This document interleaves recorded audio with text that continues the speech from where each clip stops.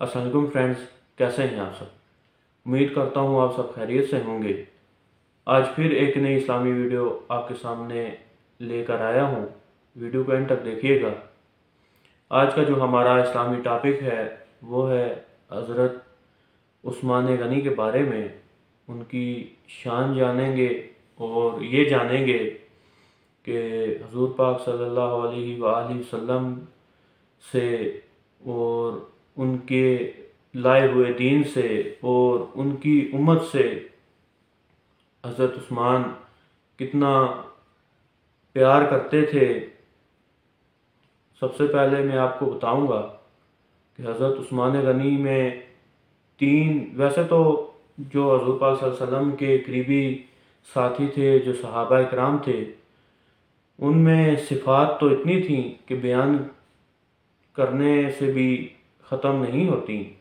لیکن جو بڑی ان کی جو حضرت عثمان غنی کی جو صفات تھیں، ان میں پہلے نمبر پر حضرت عثمان سخی تھے۔ دوسرے نمبر پر ان کی جو صفت تھی وہ نرم مزاج تھے، اور حضور پاک صلی اللہ علیہ وآلہ وسلم کی امت سے بے انتہا پیار کرنے والے تھے۔ آپ کے سامنے ایک واقعہ پیش کروں گا جس سے آپ کو پتہ چلے گا کہ حضرت عثمان غنی حضور پاک صلی اللہ علیہ وآلہ وسلم کی امت سے اور جو مسلمان تھے ان سے کتنا زیادہ پیار کرتے تھے، کیونکہ ظاہر ہے جو بندہ مسلمان ہے، جو حضور پاک صلی اللہ علیہ وآلہ وسلم پہ ایمان لایا، تو وہ حضور پاک صلی اللہ علیہ وآلہ وسلم کا امتی کہلاتا ہے۔ واقعہ کچھ اس طرح سے ہے کہ یہ واقعہ حضرت ابو بکر صدیق کے دور کا ہے، تب وہ امیر ہوا کرتے تھے مسلمانوں کے۔ تو واقعہ کچھ اس طرح سے ہے کہ ایک بندہ جو کہ ملک شام کا رہنے والا تھا، اس پر کافی قرض چڑھ گیا اور بہت سی کوششوں کے باوجود اس کا قرض نہ اترا۔ تو وہ حضرت ابو بکر صدیق کے پاس آیا اور ان سے عرض کی، کیونکہ آپ ہمارے امیر بھی ہیں اور امیر بھی ہیں۔ ایک امیر کا مطلب کہ آپ ہمارے خلیفہ ہیں مسلمانوں کے، اور دوسرے امیر سے یہ مطلب مراد تھی کہ آپ کے پاس مال و دولت بھی ہے۔ تو مجھ پر کیونکہ کافی جو قرض ہے وہ چڑھا ہوا ہے اور جسے چکانے کی میرے پاس اتنی ہمت نہیں ہے، میں کافی کوشش کر چکا ہوں، تو اگر آپ میری مدد کریں گے تو میرا قرض اتر جائے گا اور اللہ آپ سے راضی ہو جائے گا۔ تو اس پر ابو بکر صدیق انہیں اپنے گھر کے اندر لے گئے، لیکن گھر کا جو باہر سے جو دروازہ تھا وہ دکھنے میں تو کافی شایان نشان تھا، کافی اچھا تھا، لیکن جیسے ہی وہ شخص کہتا ہے میں اندر گیا تو دیکھا کہ آگے گھر کے اندر تو چارپائی تک نہیں تھی۔ تو اس پر ابو بکر صدیق نے اس بندے سے کہا کہ آج کل میرے حالات کچھ صحیح نہیں ہیں اور میں کافی دنوں کے بعد جا کر روٹی کھاتا ہوں۔ مطلب اس حد تک مسلمانوں کے امیر کی حالت تھی کہ کئی دنوں تک تو وہ بھوکے بھی رہتے تھے۔ تو وہ بندہ کہتا ہے کہ میں کافی مایوس ہو گیا کہ جب امیر المومنین ہیں، جو ہمارے امیر ہیں، وہ بھی ان کی جب یہ حالت ہے تو میری اب مدد کون کرے گا؟ تو اس پر ابو بکر صدیق نے مجھ سے کہا کہ میں تمہیں ایک آدمی کے پاس بھیجتا ہوں جس کا نام عثمان ہے، تم اس کے پاس چلے جاؤ، وہ تمہاری نہ صرف مدد کرے گا بلکہ تمہیں اللہ کے دیے ہوئے دولت سے تمہاری مانگ سے بھی زیادہ، جتنا تم مانگو گے اس سے بھی زیادہ تمہیں عطا کرے گا، تمہاری مدد کرے گا۔ تو خیر مختصراً یہ کہ وہ بندہ حضرت عثمان غنی کے پاس چلا گیا۔ اور جب بندہ کہتا ہے، وہ شخص کہتا ہے کہ جب میں عثمان غنی کے دروازے کے پاس پہنچا، ان کے گھر کے پاس پہنچا، تو اندر سے آوازیں آ رہی تھیں۔ آوازیں عثمان غنی کی تھیں اور وہ اپنے بچوں کو ڈانٹ رہے تھے۔ ڈانٹ اس لیے رہے تھے کہ ان کے بچوں نے دودھ میں شہد ملا کے وہ پیتے تھے اور وہ پی رہے تھے، تو اس پر وہ ڈانٹ رہے تھے، ایک تو دودھ بھی میٹھا اور اوپر سے تم لوگ شہد بھی میٹھا کھا رہے ہو، تو اتنی زیادہ فضول خرچی نہ کیا کرو۔ تو وہ شخص کہتا ہے کہ میں نے دل میں سوچا کہ جو بندہ اپنے گھر میں اور اپنے بچوں کو نہیں کھانے دے رہا، وہ میری مدد کیا کرے گا۔ تو 2 یا 3 منٹ یا کچھ وقت گزرا تو عثمان غنی اس جو شخص تھا اس کے لیے انہوں نے دروازہ کھولا اور اس سے ملنے آئے۔ تو جب ملنے آئے تو سب سے پہلے انہوں نے سلام کیا اور اس کے بعد اپنی بات بتائی کہ وہ اپنے بچوں کو کیوں ڈانٹ رہے تھے۔ کہ انہوں نے کہا کہ میں نے اس لیے ڈانٹ رہا تھا کہ فضول خرچی نہیں کرنی چاہیے، کیونکہ اللہ تعالیٰ فضول خرچ بندے سے یا فضول میں چیزیں ضائع کرنے والے بندے سے، ضرورت سے زیادہ ضائع چیزیں خرچ کرنے والے بندے سے اللہ پاک ناپسند فرماتے ہیں۔ تو وہ شخص کہتا ہے کہ عثمان غنی مجھے اپنے گھر کے اندر لے گئے اور تھوڑی سی دیر کے بعد وہ مجھے انہوں نے دودھ پیش کیا جس میں کہ شہد ملا ہوا تھا۔ تو میں دودھ بھی ساتھ ساتھ پی رہا تھا اور یہ بھی سوچ رہا تھا کہ ابھی تھوڑی دیر پہلے وہ اپنے بچوں کو اس لیے ڈانٹ رہے تھے کہ دودھ میں شہد ملا کر پینے کا کوئی مقصد نہیں، کیونکہ تم لوگ بیمار تو ہو نہیں، تو اس دودھ کو پینے کا کوئی مقصد بھی نہیں، کیونکہ دودھ میں اگر شہد ملا کے پیو گے تو دودھ بھی میٹھا ہے اور شہد بھی میٹھا ہے۔ تو خیر میں نے جیسے تیسے وہ جو دودھ تھا جس میں شہد ملا ہوا تھا وہ میں نے پی لیا۔ پھر تھوڑی دیر کے بعد عثمان غنی نے مجھے کھجوروں کا حلوہ مجھے دیا، تو میں پھر سوچ میں پڑ گیا کہ ابو بکر نے مجھے کیسے آدمی کے پاس بھیج دیا کہ پہلے اپنے بچوں کو ڈانٹ رہا تھا کہ میٹھا دودھ میں میٹھا جو شہد ہے وہ ملا کے نہ پیو، تو اب یہ مجھے اور میٹھا کھلا رہے ہیں، حالانکہ مجھے انہوں نے شہد دودھ میں مکس کر کے دیا۔ اس کے بعد مجھے جو حلوہ ہے یہ بھی مجھے دے رہے ہیں کھلانے کے لیے، وہ بھی میں نے کھا لیا۔ اس کے بعد میں نے ان سے حضرت عثمان غنی سے یہ کہا کہ میں مسلمان ہوں اور میں ملک شام سے آیا ہوں، اور میری حاجت یہ ہے کہ میرے پاس اتنے پیسے نہیں، اتنی مال و دولت نہیں کہ میں نے جو قرض لیا تھا وہ میں اتار سکوں، اور اس وجہ سے میں بڑا پریشان ہوں اور آپ سے میں مدد کی درخواست لے کر آپ کے پاس آیا ہوں کہ میری کچھ مدد کریں، تاکہ اگر زیادہ نہیں تو تھوڑا بہت میرا قرض اتر جائے۔ تو اس پر عثمان غنی نے اپنے نوکر کو یا جو ان کے گھر ملازم تھا اس کو آواز دی، اور وہ تھوڑی سی دیر کے بعد ایک اونٹ لے کے آیا کہ جس میں کافی سامان تھا، اس میں اشرفیاں تھیں اور اس میں اور بھی اشرفیوں کے علاوہ بھی اور بھی سامان تھا موجود تھا۔ تو وہ شخص کہتا ہے کہ مجھے تو جو میرا سارا ادھار تھا یا قرض تھا وہ صرف 3000 اشرفیاں تھیں۔ تو عثمان غنی نے کہا کہ میں نے تمہارے قرض کی رقم بھی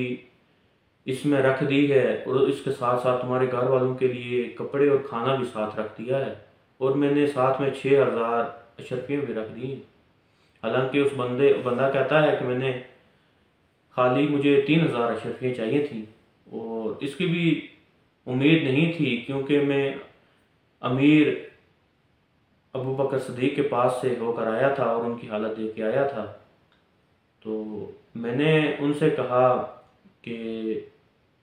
یہ تو میرے لیے بہت زیادہ ہیں، اور اس کے ساتھ ساتھ یہ جو اونٹ آپ مجھے دے رہے ہیں تو یہ کس لیے ہے؟ تو اس پر عثمان غنی نے کہا کہ یہ اونٹ کیونکہ تم آتے ہوئے پیدل آئے ہو تو جاتے ہوئے تم اس اونٹ پہ سواری کر کے جاؤ۔ تو بندہ کہتا ہے کہ میں نے عرض کی کہ میرا یہ جو آپ اونٹ مجھے دے رہے ہیں اسے میں لوٹاؤں گا کیسے، کیونکہ میں بار بار تو آ نہیں سکتا، اور اگر آؤں گا تو پھر اگر آپ کو اونٹ واپس کر دوں گا تو پھر میں واپس کیسے جاؤں گا۔ تو اس پر حضرت عثمان غنی مسکرائے اور اس بندے سے کہا کہ یہ اونٹ میں تمہیں تحفے میں دے رہا ہوں، اسے واپس کرنے کی ضرورت نہیں ہے۔ اور جب میں جانے لگا اور میں نے جب دروازے سے میں نکلنے لگا تو ان کا میں نے حضرت عثمان غنی کا کافی شکریہ ادا کیا، اور اس کے ساتھ ساتھ میں نے انہیں دعائیں دیں۔ جیسے ہی میں دروازے سے نکلنے لگا تو عثمان غنی نے مجھ سے یہ کہا کہ آپ کو ضرور ابو بکر صدیق نے ہی میرے پاس بھیجا ہوگا۔ تو اس پر میں بڑا حیران ہوا کہ انہیں کیسے پتہ چلا، حالانکہ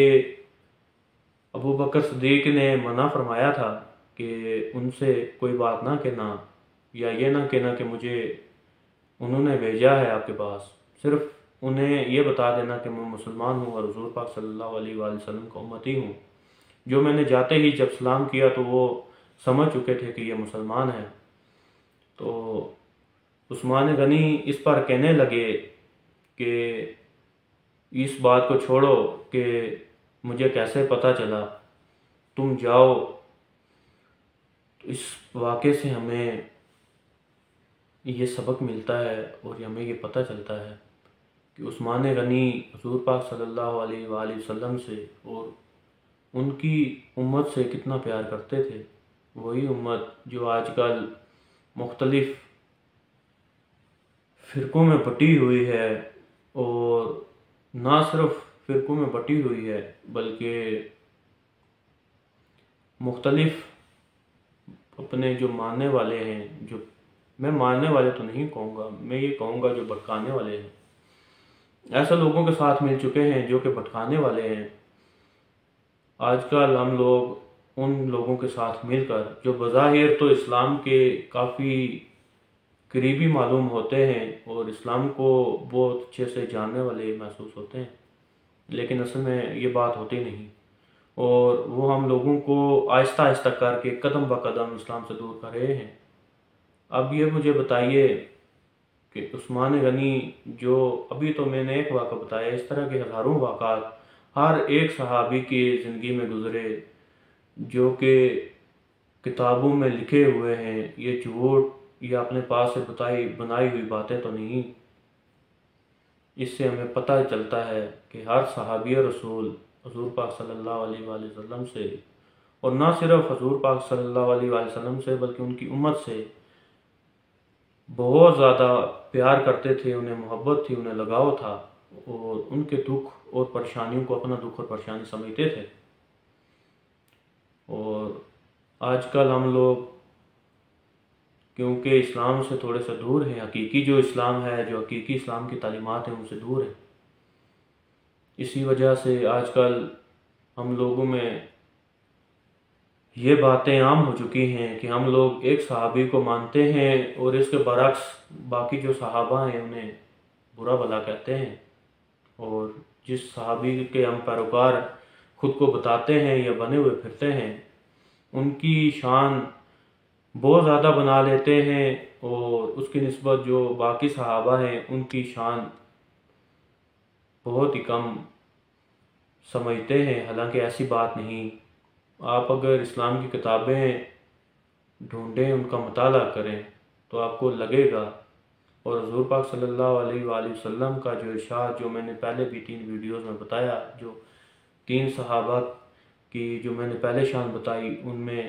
حضور پاک صلی اللہ علیہ وآلہ وسلم کا اگر صرف یہ ایک ارشاد ہی اگر ہم اپنے پلے باندھ لیں تو صحابہ کی گستاخی سے اور گستاخی کا مرتکب ہونے سے ہم لوگ بچ سکتے ہیں، اور اپنی آخرت اور دنیا سنوار سکتے ہیں، اور حضور پاک صلی اللہ علیہ وآلہ وسلم کی ناراضگی سے بچ سکتے ہیں، کہ حضور پاک صلی اللہ علیہ وآلہ وسلم نے ارشاد فرمایا تھا کہ میرے جو صحابہ ہیں یہ چمکتے ہوئے ستاروں کی مانند ہیں، اگر ان میں سے کسی ایک کی بھی پیروی کرو گے تو فلاح پاؤ گے۔ اس امید کے ساتھ